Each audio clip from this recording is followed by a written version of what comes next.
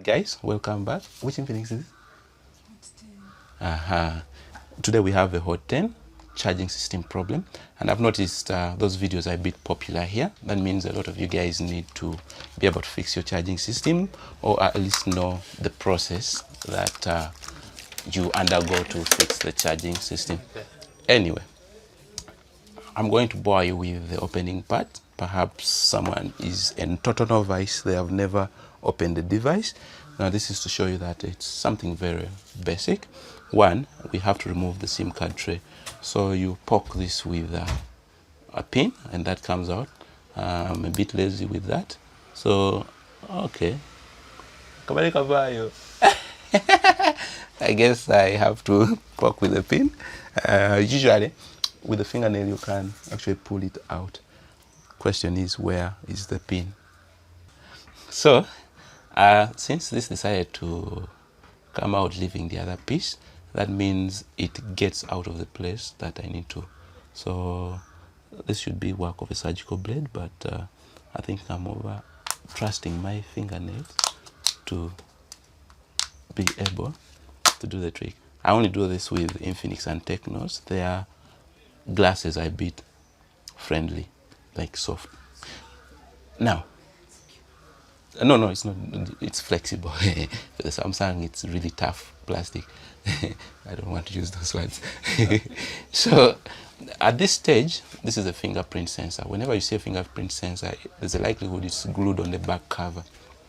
So you don't want to pull this case. You may tear the fiber that connects this to the motherboard.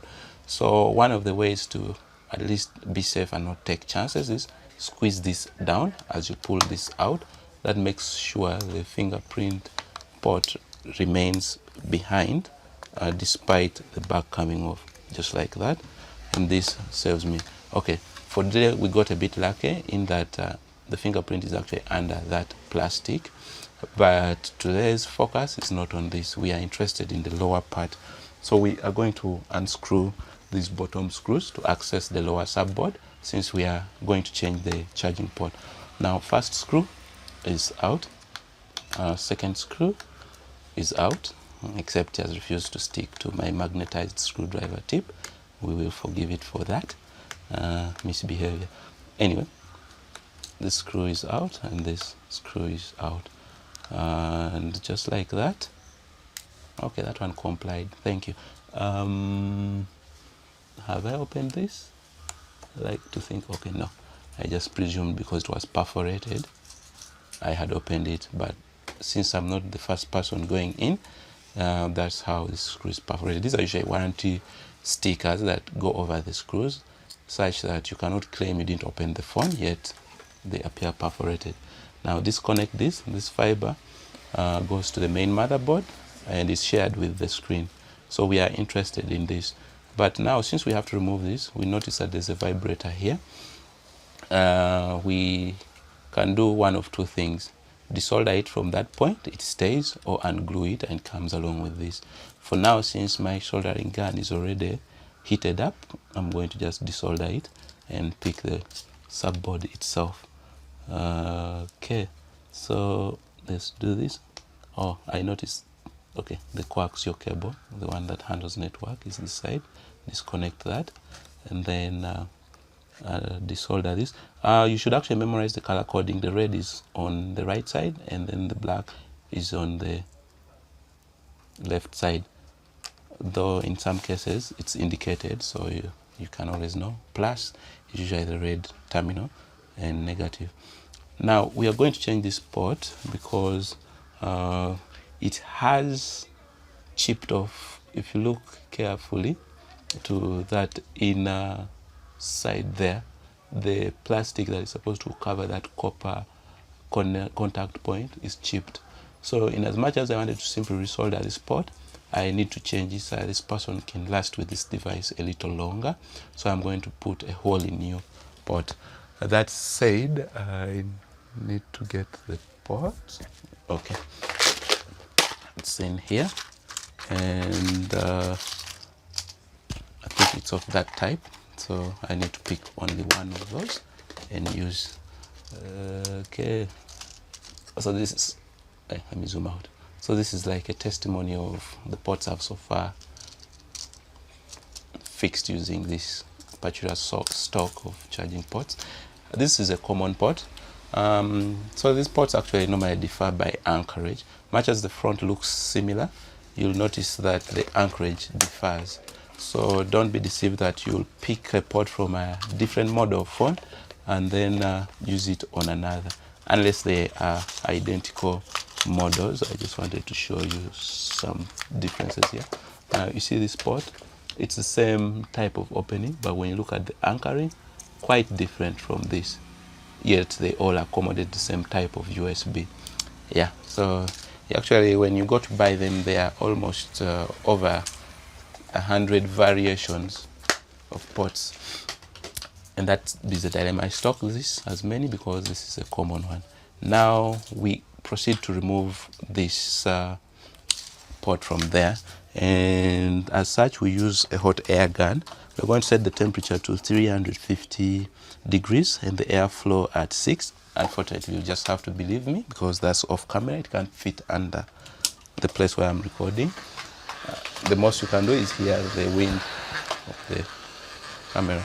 So now as this heats up, this is a trick that I want to show you that ensures you always successfully take off the port without over burning the board. Now since we want, okay, that has decided to go falling. Since we want to remove this, the idea is to lift this up and apply heat so that this falls under its weight and leaves this in your hand. I think I had tweezers. Let me find them. These are what I call tweezers, and this will help me pick this up. Like it's a bit deformed. Let me straighten it so that the tips are laying. Can you see it's missing itself? Okay, yeah, it's still going offside. Okay, so that's good. So I'm going to pick this and then hold it just about 5 centimeters off this board, because again you don't want it falling and components next to it fall off also, since the heat is going to melt every contact point there. Now bring it from above at a certain height while lifting this. It's really hot, and that comes off, and just like that it is out. This saves you. So what has happened there is that I know the typical melting point of the solder used on this board, which is usually around 300 degrees C. That's why I pushed it a little to 350 and focused it at that point so that it don't take very long.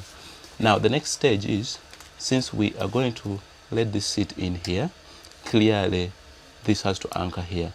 Now it's wise to blow these holes empty, and you could do that with the solder suction device, which always chooses to hide.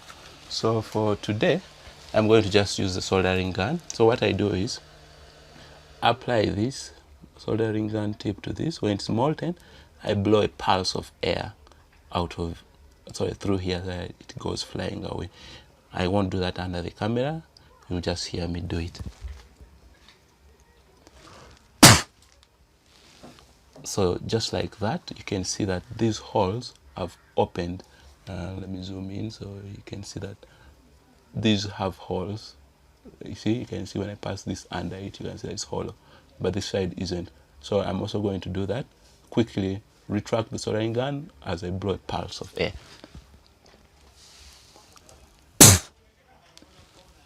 And just like that, that one is also open and ready to be accessed. So that means we can now freely bring our new port and plug it into that hole right there. Now the trick is, first we begin by roughly soldering those conductive terminals, the 1, 2, 3, 4, 5 there. But before you do that, make sure you apply flux. Flux enables the solder to flow with ease. That prevents it from oxidizing as you're trying to apply it. But before I do that, I'm going to clean the tip of my soldering gun, attempt to make it more pointed, and then put a veneer of solder. Anyway, I think I feel like I owe it to you to show you how I'm going to try to make this bit pointed. So I'm using pliers to sort of draw it out. Because it's also pointless having it spilling solder over to surrounding components that should not be receiving solder. So this is soldering wire, and I'm going to try to tin the tips. Okay. All right, I am done preparing my tip, so I can now come right here. That will flow away. Where is this ball going underneath there? Oh, okay, some solder has gone to that terminal. I think I'm going to be forced to have to make that settle down right there, so that these be flush as I'm swabbing. So we are interested in the extreme 2 terminals to begin with, because those are the charging lines. And I don't know, probably let me try to zoom in to see what's happening right there. All right. After temporarily making sure that first and last contacts are okay, now I can anchor the second anchor point, and actually third and fourth, like that. That's just temporary to allow me to swab here to and fro without any worries. So I need to tin this, except the solder I don't want to stick. Okay, no problem. I'm going to go with it and then keep on swabbing to and fro as I pick some from it to go to the terminals. Oh no, I keep drifting off the screen.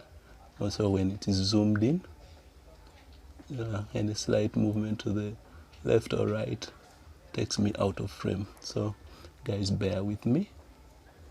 It's a bit tricky to both observe the display of the phone recording and where I'm working, also if I am going to focus. So all right, now that that's that, I can proceed to make sure that it is thorough. So most people be asking me, how are you able to do micro soldering? So the idea with micro soldering is I'm not going to put the solder wire directly at the points that I need to solder, but I'll just put a film of solder on the tip of the soldering gun, keep swabbing to and fro. As heat melts the contact points, it allows some of the solder from the tip of the soldering gun to move onto the points that are being soldered. Now that that is done, I can now go forward to do the final soldering of the anchor points. All right, that, and then that. Okay, so occasionally excess solder may want to stay and compromise the ability to close, so spread that out like that. So the next thing is we do the initial testing. If you might be wondering, if you might be wondering, the intermediate contact points that are in between the extreme ones is data lines. Okay, I think this is sufficient. So we're going to plug in and do an initial test. Let me find my charger and also zoom out. Sorry. Okay.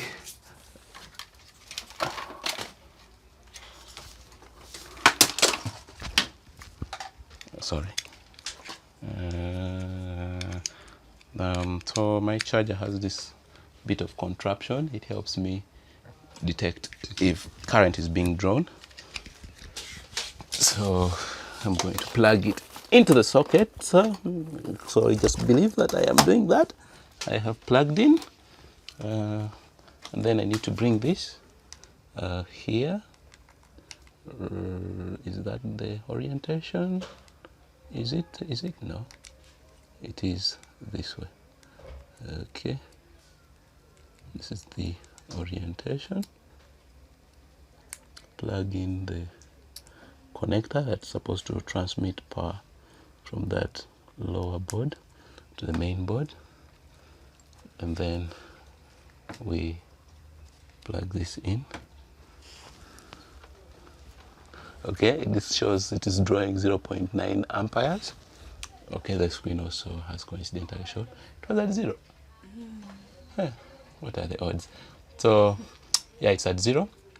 Now I'm going to pick out this and then clean it with isopropyl alcohol to remove the excess flux that remains, and then also come back and close.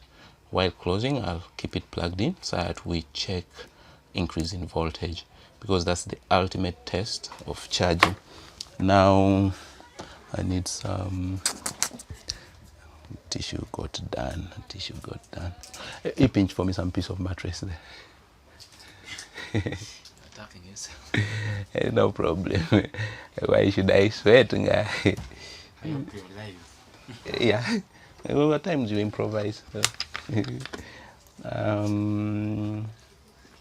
This is isopropyl alcohol. It's non-organic and it's volatile, so it's good for cleaning electronics, trying to get rid of any oilish stuff. But then again, it shouldn't drop into the screen because it tends to go to the inner reflective layers, and when it dries up, leaves a patch that really looks appealing to look at. So that this is done, I'm going to plug it in, keep it hooked up for charging as I close, and then after I've closed, we can monitor the percentage. Right. Now, because that's an organic solvent, you can see what it does to rubber. It sort of softens it up, but this will recover as the solvent evaporates. That rubber is to sort of cushion the charging port. So the earphone jack, not the charging port, cushions it when you press on and off. Because it's going to take its time to dry, let me glue one end of it such that as it dries, it recovers shape slowly. That's rubber glue, so it's not a permanent glue, so any time you need, it is reversible. Now this has to go around this like that, and then that there. And let me solder our vibrator. So in case you've had a charging replacement and you no longer have your vibrator working, it's likely that this hasn't been resoldered or entirely forgotten out of the device, and it shouldn't over worry you. It's as simple as resoldering or getting another vibrator motor. Okay, all right. So I am still trying to push this process to be able to be done within